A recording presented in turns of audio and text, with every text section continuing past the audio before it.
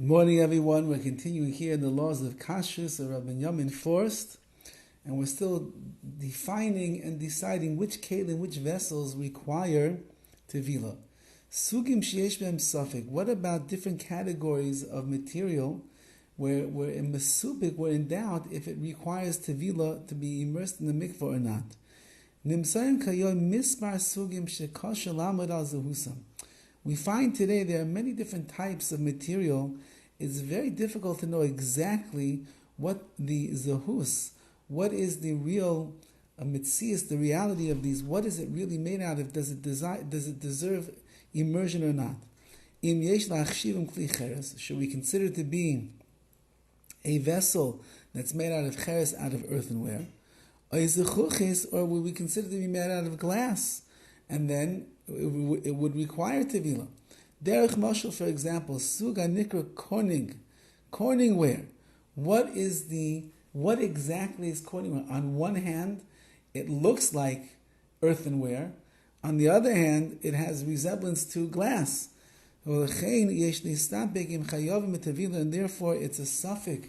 It's a doubt whether or not these things need tevilah. I think that the prevailing custom is that you would be toivel without a bracha in such a case. So if you have other vessels that you're coming to toivel at that time that require a bracha, you make the bracha on that, and then you dip your Corningware serving tray or whatever utensils you have afterwards. And if you have nothing else to go to the mikvah, so then you would take the Corningware and you would be toivel. You would dip it into the mikvah without a bracha. Now here's an important one. Kli l'shimush chad pa'ami. What if you have a vessel that you only plan to use one time? Tavnis aluminum daka oimedes rak l'shimush chad pa'ami. What do we do with aluminum pans? Thin aluminum pans that are made for one-time use.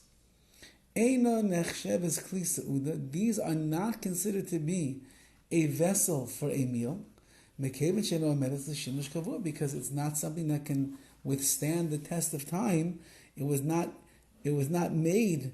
It was not bought and purchased for the sake of using it many times with longevity. And therefore, it does not require tevilah. It does not need to go to the mikvah. So this is a chiddush over here of someone by the name of the Minchas Yitzchak, that kevan de'eno roy el latashmish arai, since that it's only fit for a small amount of usage.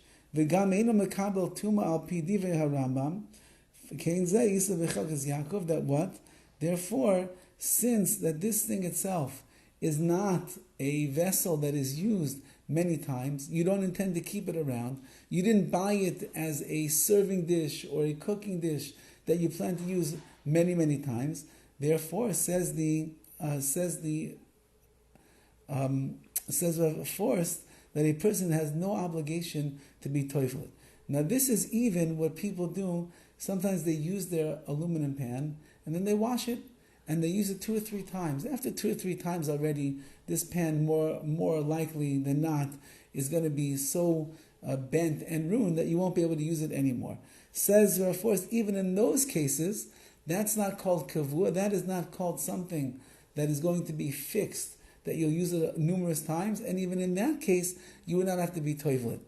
Nevertheless, if you are a thrifty fellow or woman, and you buy aluminum pans and you plan to use them numerous times, let's say in excess of 5-10 times, you're able to squeeze out the usage of the aluminum pans many, many times. You only cook, let's say, light things in there that won't ruin the pan.